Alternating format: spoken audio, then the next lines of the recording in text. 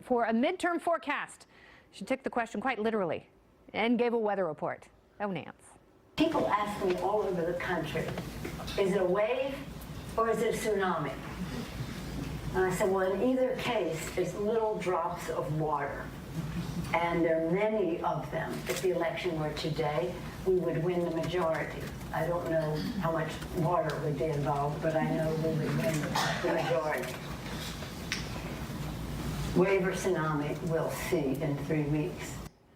Oh, mercy. Wow, what a gift. If Pelosi's predictions hold true, Democrats are likely to push for a repeal of the president's tax cuts.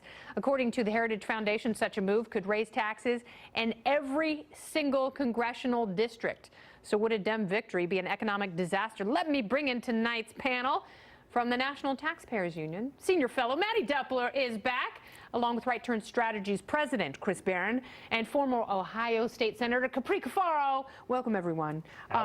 Hello, Mattie. Hey. I'm going to start with you with Nancy's like very bold prediction. So let's talk about taxes a little bit because people actually like lower taxes.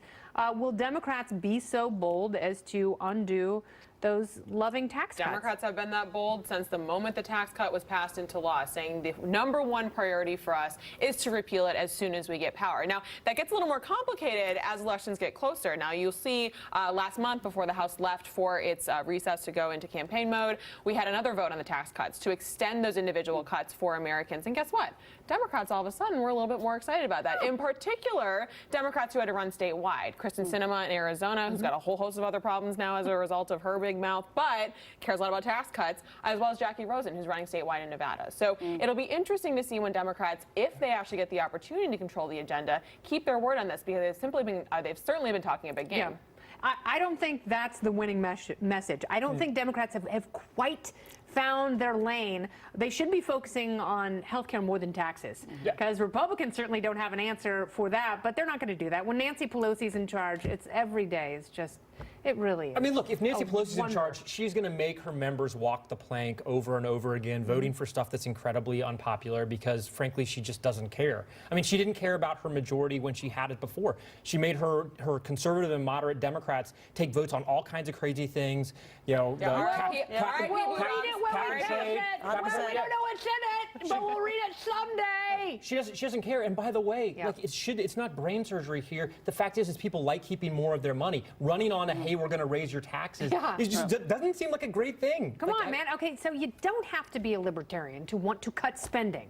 But Democrats and Republicans, they're all allergic to it.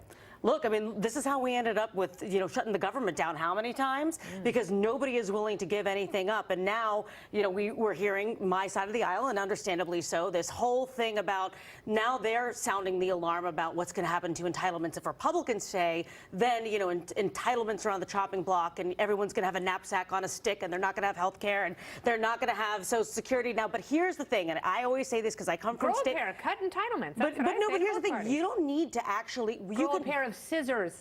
Well, you can grow a pair of something. But either way, here's the deal. In Ohio, we were growing a pair of Buckeyes, and when you have a pair of Buckeyes, this is basically what happens. You can actually be efficient in your entitlements by doing things like pay for performance. So it's not about throwing the baby out with the bathwater and saying, we're going to cut eligibility, we're going to cut benefits. Don't throw the baby out. Baby's clean. We hope. In bathwater. All right, the race for the 2020 Democratic presidential nomination is starting to heat up, and it's looking like a casting call for the next Sharknado. Well, with its collection of past-their-prime politicians and D-list news figures, former Vice President Joe Biden, he is the early favorite, but yesterday he said people have every right to be concerned about the fact that he's going to be 77 years young by the time primary season rolls around.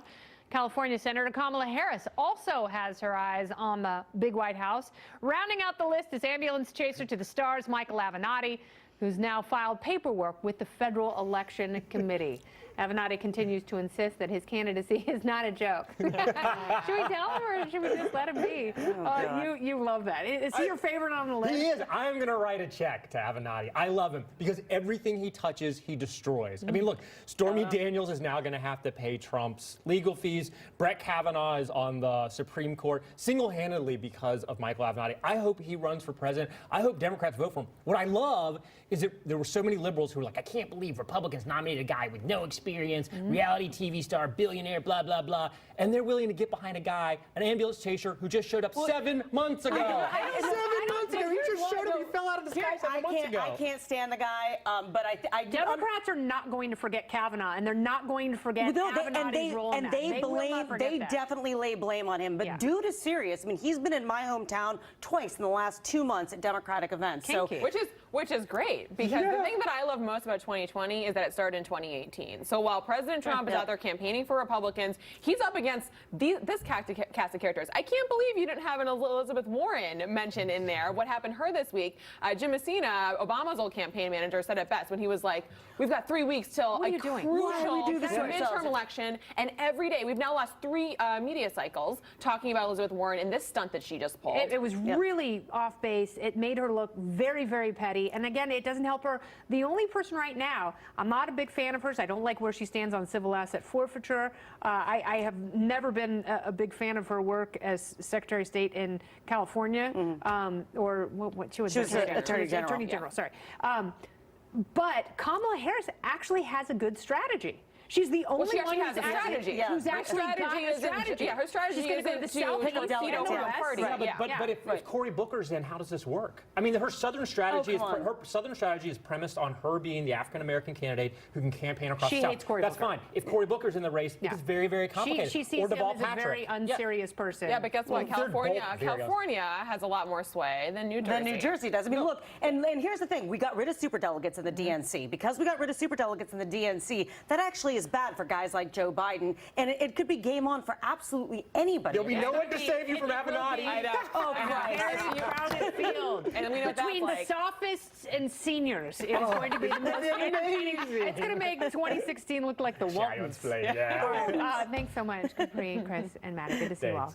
Coming up, a new report says Robert Mueller may finally release some of his findings. So when's he going to drop the hammer? And